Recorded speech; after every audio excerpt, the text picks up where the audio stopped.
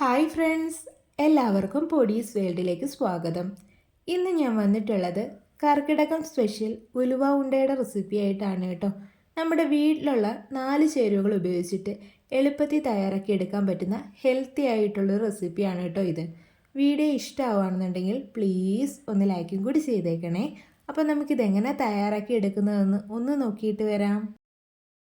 ഉലുവ കൊണ്ട് തയ്യാറാക്കി എടുക്കുന്നതിനായിട്ട് ആദ്യം തന്നെ വേണ്ടത് അരിയാണ്. ഞാനിവിടെ ഞവരയരിയാണ് എടുത്തിട്ടുള്ളത്. 1 കപ്പ് അളവിലാണ് എടുത്തിട്ടുള്ളത് കേട്ടോ. ഞവരയരി കയ്യിലുണ്ടെങ്കിൽ ഇത് തന്നെ എടുക്കാൻ നോക്കുക. ഇല്ലാന്നുണ്ടെങ്കിൽ മാത്രം തവിടോട് കൂടിയിട്ടുള്ള ഏതരി വേണമെങ്കിലും ഉപയോഗിക്കാവുന്നതാണ്. ഇനി ഇത് നമുക്ക് നന്നായിട്ടൊന്ന് കഴുകിയിട്ടെടുക്കാം. കഴുകിയെടുത്ത അരി ഞാനിവിടെ ഒരു അരിപ്പയിലേക്ക് ഇട്ട് കൊടുത്തിട്ടുണ്ട്. ഇനി ഇതിൻ്റെ വെള്ളമൊക്കെ ഒന്ന് പോയി കിട്ടണം കേട്ടോ. അടുത്തതായിട്ട് നമുക്കിതിലേക്ക് ആവശ്യമായിട്ടുള്ളത് ഉലുവയാണ്. ഞാനിവിടെ 1/2 കപ്പ് ഉലുവയാണ് എടുത്തിട്ടുള്ളത് കേട്ടോ. 100 ഗ്രാം തികച്ചില്ല, കുറച്ച് കുറവുണ്ട് കേട്ടോ. ഇത് നമുക്കൊരു പാത്രത്തിലേക്ക് ഇട്ടിട്ട് ഇതും നന്നായിട്ടൊന്ന് കഴുകിയിട്ടെടുക്കാം. കഴുകിയെടുത്ത ഉലുവയും ഞാൻ അരിപ്പയിലേക്ക് മാറ്റിയിട്ടുണ്ട്. ഇനി ഇതിൻ്റെ വെള്ളം ഒന്ന് പോയി കിട്ടണം കേട്ടോ. അപ്പോൾ ദാ ഉലുവയിൽ നിന്നും വെള്ളമൊക്കെ പോയി കിട്ടിയിട്ടുണ്ട്. അത് നന്നായിട്ടൊന്ന് ഡ്രൈ ആയിട്ട് വന്നിട്ടുണ്ട്. അതുപോലെ തന്നെ അരിയിൽ നിന്നും വെള്ളമൊക്കെ പോയിട്ട് അതും ഒന്ന് ഡ്രൈ ആയിട്ട് കിട്ടിയിട്ടുണ്ട്. ഇനി നമുക്കിതൊന്ന് വറുത്തിട്ടെടുക്കാം.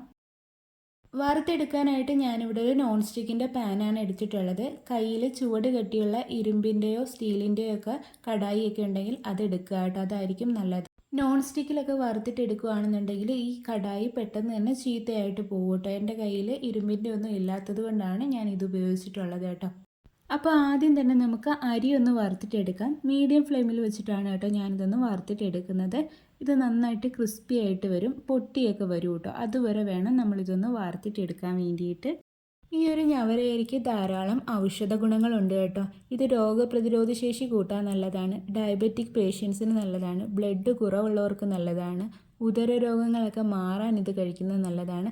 അങ്ങനെ ഒരുപാട് ഹെൽത്ത് ബെനിഫിറ്റ്സ് ഉള്ള ഒരു അരിയാണ് ഞവരയരി. ഇത് വറുത്തെടുക്കുന്നതിന് മാത്രമാണ് ഈ ഒരു ഉണ്ട ഉണ്ടാക്കുന്നതിൽ കുറച്ച് സമയം പിടിക്കുന്ന പരിപാടി കേട്ടോ. അപ്പോൾ അത് അരി ഒന്ന് റെഡിയായിട്ട് കിട്ടിയിട്ടുണ്ട്. ഇതൊന്ന് ക്രിസ്പി ആയിട്ട് പൊട്ടിയൊക്കെ വന്നിട്ടുണ്ട്. ഇനി ഇതൊന്ന് എടുത്ത് മാറ്റി വെക്കാം കേട്ടോ. അടുത്തതായിട്ട് ഈ ഒരു പാനിലേക്ക് ഉലുവ ഒന്ന് ചേർത്ത് കൊടുക്കാം. എന്നിട്ട് ഇതും ഒന്ന് വറുത്തിട്ടെടുക്കാം കേട്ടോ. ഉലുവയുടെ കളറൊക്കെ ഒന്ന് ചേഞ്ച് ആയിട്ട് വരും. അതുപോലെ തന്നെ ഇതൊന്ന് പൊട്ടിയും കൂടി വരും കേട്ടോ. അതുവരെ വേണം വറുത്തിട്ടെടുക്കാൻ. ഇതൊക്കെ പെട്ടെന്നായി കിട്ടും കേട്ടോ. ഉലുവയിൽ ധാരാളം പ്രോട്ടീൻസും ഫൈബേഴ്സും ആൻറ്റി ഓക്സിഡൻസും ഒക്കെ അടങ്ങിയിട്ടുണ്ട്. ദഹനക്കേട് മാറാൻ ഇത് ഹെൽപ്പ് ചെയ്യും കേട്ടോ. അതുപോലെ തന്നെ കോൺസ്റ്റിപ്പേഷൻ ഒക്കെ ഉണ്ടെങ്കിൽ അത് മാറാൻ ഹെൽപ്പ് ചെയ്യും. ഹെയറിനും സ്കിന്നിനും ഒക്കെ നല്ലതാണ്. കൊളസ്ട്രോൾ കുറയ്ക്കാൻ നല്ലതാണ്. ഷുഗർ കുറയ്ക്കാൻ നല്ലതാണ്. പീരീഡ്സിൻ്റെ ഒക്കെ വേദന മാറാൻ വേണ്ടിയിട്ട് ഉലുവ കഴിക്കുന്നത് നല്ലതാണ്. ബ്രസ്റ്റ് മിൽക്ക് ഇൻക്രീസ് ചെയ്യാൻ വേണ്ടിയിട്ട് ഇത് കഴിക്കുന്നത് നല്ലതാണ്. അങ്ങനെ ഒരുപാട് ഗുണങ്ങളുണ്ട് കേട്ടോ ഉലുവയ്ക്ക്. അപ്പോൾ ദാ ഉലുവയുടെ കളറൊക്കെ ഒന്ന് മാറി വന്നിട്ടുണ്ട്. ഈ ഒരു സമയത്ത് നമുക്കിതിലേക്ക് 1 ടീസ്പൂൺ അളവിൽ ചെറിയ ജീരകം കൂടി ചേർത്ത് കൊടുക്കാം. എന്നിട്ട് ഇത് നന്നായിട്ട് മിക്സാക്കി എടുത്തിട്ട് ഇതും ഒന്ന് വറുത്തിട്ടെടുക്കാം. അപ്പോൾ ദാ ഉലുവയും ജീരകവും ഒക്കെ ഇവിടെ റെഡിയായിട്ട് കിട്ടിയിട്ടുണ്ട്. ഇനി ഇതൊന്ന് എടുത്ത് മാറ്റി വെക്കാം. അടുത്തതായിട്ട് നമുക്കിതിലേക്ക് ആവശ്യമായിട്ടുള്ളത് തേങ്ങയാണ്. ഞാനിവിടെ 1/2 കപ്പ് അളവിലാണ് തേങ്ങ എടുത്തിട്ടുള്ളത് കേട്ടോ. ഇനി ഇത് നമുക്കൊന്ന് വറുത്തിട്ടെടുക്കാം കേട്ടോ.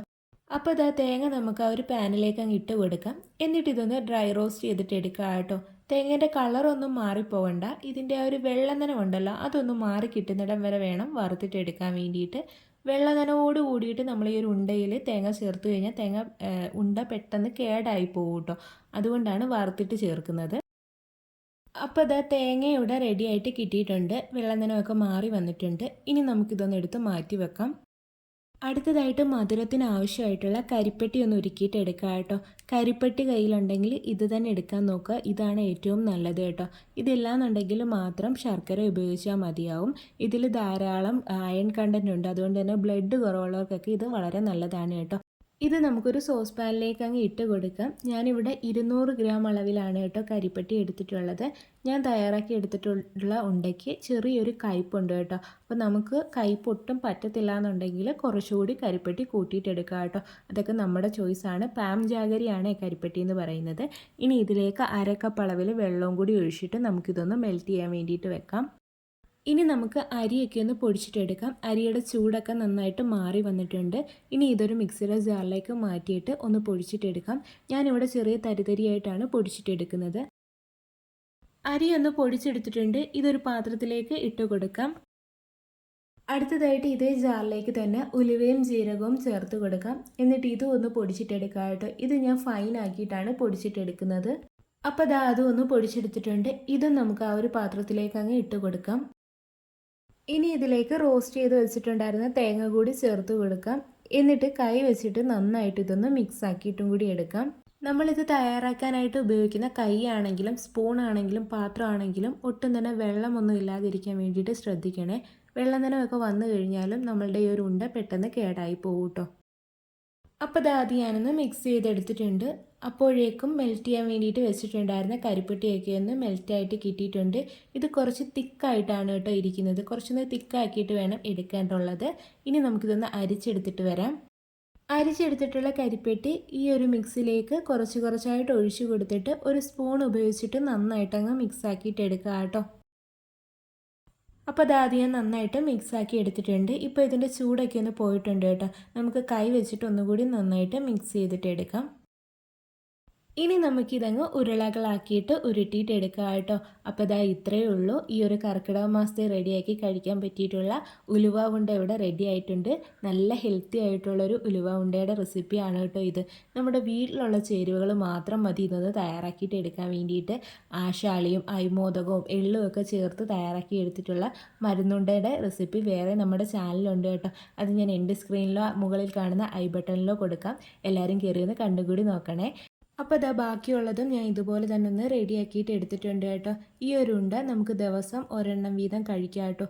ഒരുപാട് ആരോഗ്യ ഗുണങ്ങളുള്ള ഒരു ഉണ്ടയാണ്. അപ്പോൾ എല്ലാവരും ഒന്ന് തയ്യാറാക്കി കഴിച്ച് നോക്കണേ. വീഡിയോ ഇഷ്ടമായിട്ടുണ്ടെങ്കിൽ ലൈക്ക് ചെയ്യാൻ മറന്നു പോകരുത്. കർക്കിടകം റിലേറ്റഡ് ആയിട്ടുള്ള കുറേ വീഡിയോസ് നമ്മൾ പോസ്റ്റ് ചെയ്തിട്ടുണ്ട് കേട്ടോ. എല്ലാവരും കയറി ഒന്ന് കണ്ടുകൂടി നോക്കണേ. അതുപോലെ തന്നെ ആദ്യമായിട്ട് ചാനൽ കാണുന്ന കൂട്ടുകാർ ആരെങ്കിലും ഒക്കെ ഉണ്ടെങ്കിൽ പ്ലീസ് ഒന്ന് സബ്സ്ക്രൈബ് ചെയ്ത് സപ്പോർട്ടും കൂടി ചെയ്യണേ. വീണ്ടും നല്ലൊരു വീഡിയോ ആയിട്ട് വരാം. Thanks for watching.